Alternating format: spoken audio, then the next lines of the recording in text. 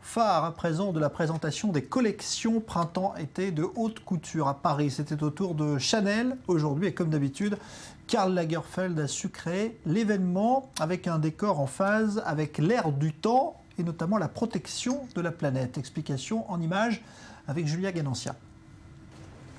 Chanel entre dans la danse. Sous la verrière du Grand Palais, les mannequins sortent une à une d'une maison en bois à étages pour défiler dans un jardin zen. Sur des chaussures à semelles compensées en liège, elles avancent sur un chemin de dalles en bois installé dans l'herbe. Robes et jupes sont étroites, arrivant à mi-mollet. Elles sont fendues derrière pour faciliter la marche et laissent entrevoir des plissés transparents et brillants. Les volumineux chignons et le maquillage, de traits de crayon le long de l'œil, s'inspirent d'une sculpture en plâtre de Picasso. Les couleurs sont subtiles et douces, ton crème, rose, ivoire, pour une élégance évoquant des silhouettes de différentes époques. En guise de sac, une pochette qui s'accroche à la ceinture pour plus de liberté de mouvement. Un univers que Karl Lagerfeld a voulu écologique, le décor en bois sera entièrement recyclé. Tout est influencé par quelque chose, mais ce n'est pas comme si on s'était dit que maintenant on allait faire du japonais, pas du tout. Il n'y avait pas de kimono, non, c'est plus une manière d'être zen et relaxé dans un esprit de modernité actuelle. Des capes scintillantes donnent des airs de princesse. La robe de mariée finale, alliant traîne majestueuse et suite à capuche, est faite en fleurs de coton et papier. Les actrices Diane Kruger, Gwyneth Paltrow et Laura Smet étaient parmi les célébrités présentes au défilé, de même que le mannequin Cara Delevingne. La Britannique a attiré toute l'attention des photographes lors de son arrivée sur les lieux, pour un show qui, comme toujours chez Chanel, a tourné au spectacle. Alors on va s'arrêter sur ces présentations de collections haute couture avec vous, Valérie Abécassis, bonsoir. Bonsoir. Vous présentez le magazine de la culture sur les 24 News. Alors d'abord, il faut préciser ce qu'est la haute couture. C'est pas le prêt-à-porter, c'est bien autre chose. Exactement. Le prêt-à-porter, voilà, sont des vêtements qui sont faits en série. La haute couture, ce sont des vêtements qui sont faits quasiment sur mesure. Ce sont des pièces uniques qui sont soumises à des règles extrêmement strictes. Et c'est surtout une spécificité française. Du prêt-à-porter, il y en a partout dans toutes les villes du monde maintenant. La haute couture, il n'y en a qu'à Paris. Ces règles, elles datent de... Enfin, la haute couture, c'est sorti en 1910. Ensuite, il y a eu un ensemble de règles qui ont été durcies puis assouplies en 1994. Ça consiste en quoi? Ça consiste à défiler 2 fois par an. Ça consiste à faire ses vêtements donc sur mesure. Il faut avoir un minimum de 20 ouvriers, en l'occurrence ouvrières, dans des ateliers. Et puis, c'est aussi utiliser ce qu'on appelle les métiers d'art. Les métiers d'art, c'est aussi une spécificité française. Il y en a beaucoup en Italie, mais c'est aussi une spécificité française. Et c'est la raison pour laquelle ces métiers d'art, c'est les plumes, les broderies, les bottiers, enfin, toute cette...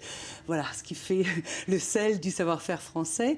Et puis, c'est un secteur qui part. Et donc, c'est la raison pour laquelle, le voulais-je dire, que la maison Chanel, en 2002, a racheté une bonne partie des métiers d'art français, des métiers d'art de France, pour en faire une société qui s'appelle Paraffection. Alors ça veut dire qu'aujourd'hui, il reste on va dire quelques grands noms encore de la haute couture française, c'est tout? Il n'y en a plus beaucoup? Ça s'est réduit?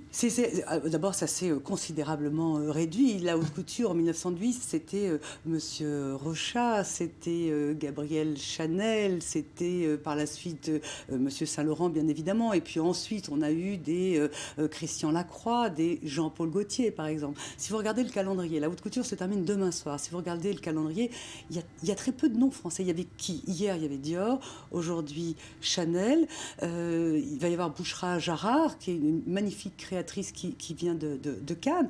Et les autres invités, parce qu'on peut être invité officiel sur le calendrier de la haute couture, ce sont des étrangers. Il n'y a plus de maison française. Même Jean-Paul Gaultier, qui ne fait plus de prêt-à-porter, fait de la haute couture, mais sa maison n'est plus française. Sa maison est une maison qui appartient à un groupe espagnol, enfin en tout cas international espagnol, Puig. Donc il y a assez peu de noms.